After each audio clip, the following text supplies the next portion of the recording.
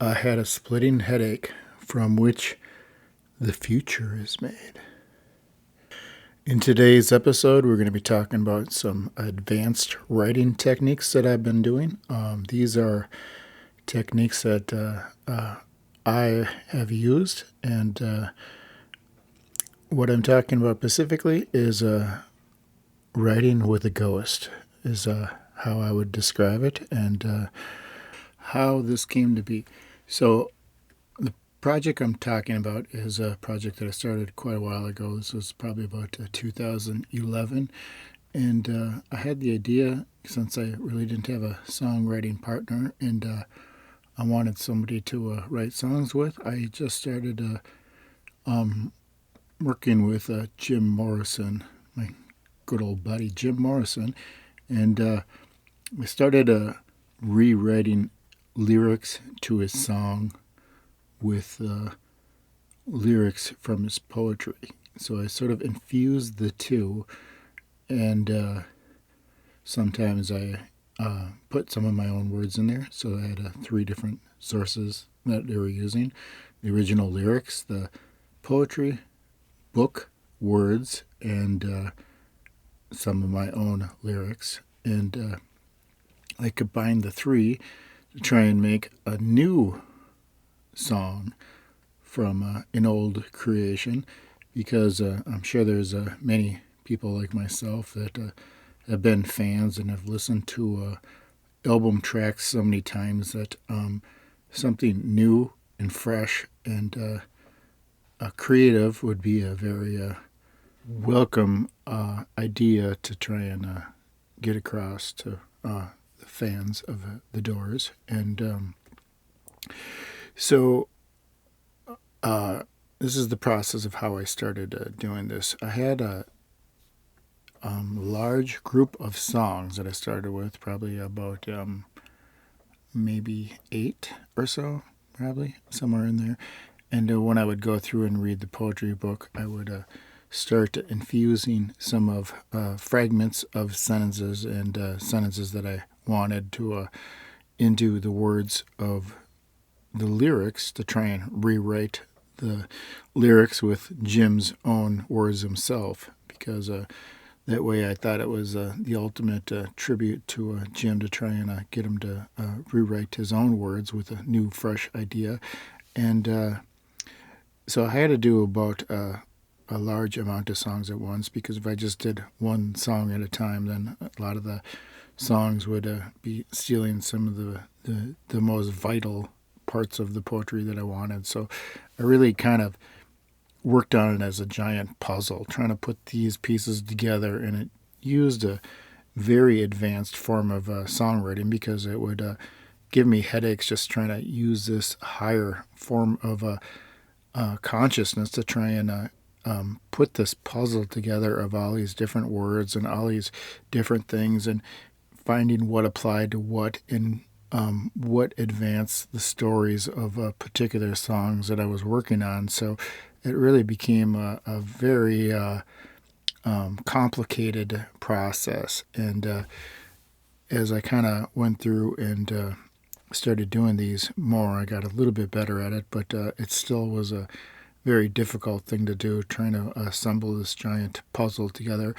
And what I really wanted to do was take some of the original songs, and what I felt in my own mind was the original song context, and try and further develop that context. Some of the songs I didn't really, I kind of had my own interpretation of what they meant, which, may not be exactly what Morrison meant, but I still try to advance it in in its own original concept of what I believe it was trying to get across, and instead of always just my own interpretation. I mean, I was really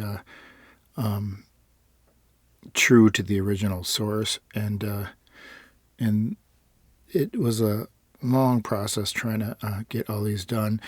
And even when I got all the songs done, I kind of started just rewriting some of Jim Morrison's poetry with himself, like making new poems out of the poems, and just because I found it was interesting, and you never knew which direction these poems are going to take. I mean, or where they're going to go, and I would just write some insanely disconjointed thoughts that are mushed together into some very abstract art, which I thought Morrison would always be very appreciative of. He was loved the abstract form of the art, and so this was my songwriting experiences, trying to write with the ghost of Jim Morrison, and these are techniques that I wanted to try and do with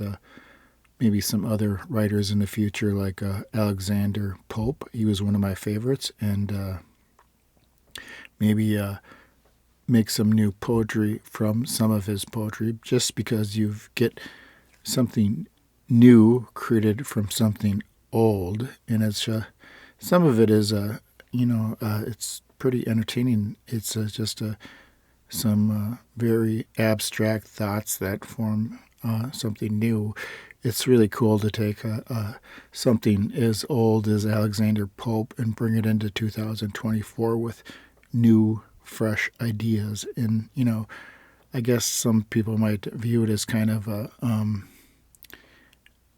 incorrect way to write, but I really don't try and write with any limitations. And to me, I mean, this is the ultimate ode to Jim Morrison by trying to write his lyrics, redo his lyrics with some words of his very own poetry. I mean, who knows his mind better than himself, So, and I didn't really take this concept from anybody else. It was just something that I created, and I've never ran across anybody at any point in history that I've ever seen that's rewrote Jim's words with his very own words. And it's a very advanced songwriting technique, and it's something that you really got to be have a lot of skill at to be able to try and accomplish, because it's very difficult to try and put together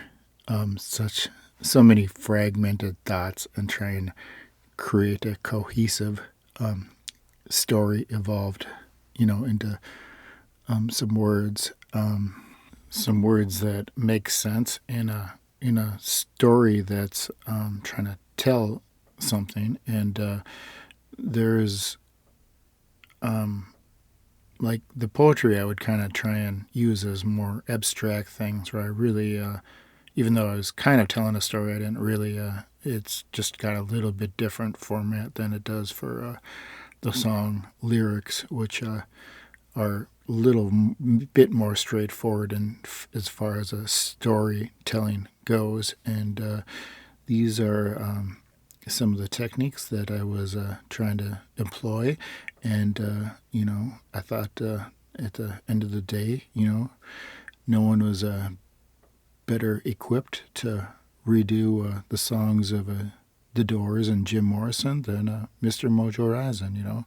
He knew him pretty well, and as I stated in an earlier video, I mean, I learned how to write poetry by my only reference point was Jim Morrison's poetry, so I knew it pretty good, and I felt that I was the one to take all these thoughts and put them together into a cohesive story.